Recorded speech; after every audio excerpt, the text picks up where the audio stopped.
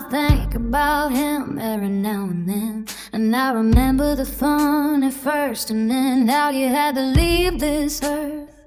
Even though we went to Bradley County High, we never met until we were both getting tickets at the door to go dancing and singing along at the Timber of all places, Bradley County High School, Georgia. I met his folks and he took me to his grandma's and grandpa's house and loved one another, just as it says in the good book. They showed me hospitality and treated me like a kinfolk and helped me to find a place to eat right at their kitchen table where they wouldn't take no for an answer.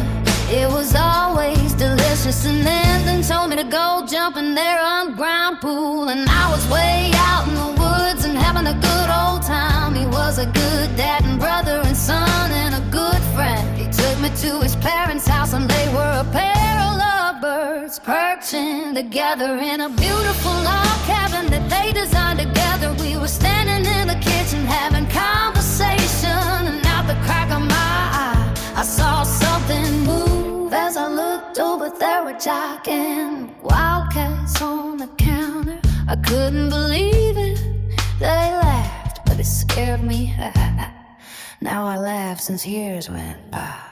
Well, I worked about an hour away from my place. One day he showed up at my job, whose pants rolled up like Tom Sawyer or Huckleberry Finn.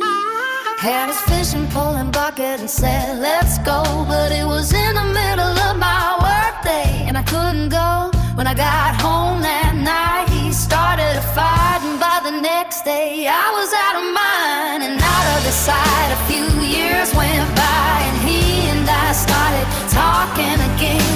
Something inside told me to just stay away. Maybe it was the red flags or like his roommate that creeped me out. That guy was not crazy and I didn't want to be around there. So I stepped back and went on about my own business. Next thing I hear is that the goon made like knives too much, and suddenly my ex found out how his friend that he trusted till the end wasn't wanting nothing but to get rid of him. I couldn't believe what my ears were hearing, and then when I read it in the newspaper, I still couldn't believe that my friend, my ex-lover, was known and locked us gone. But how he was unalived in his own home, our old trailer by his fake bad so-called friend. The bad man went to prison, not sure how long, but I think of my friend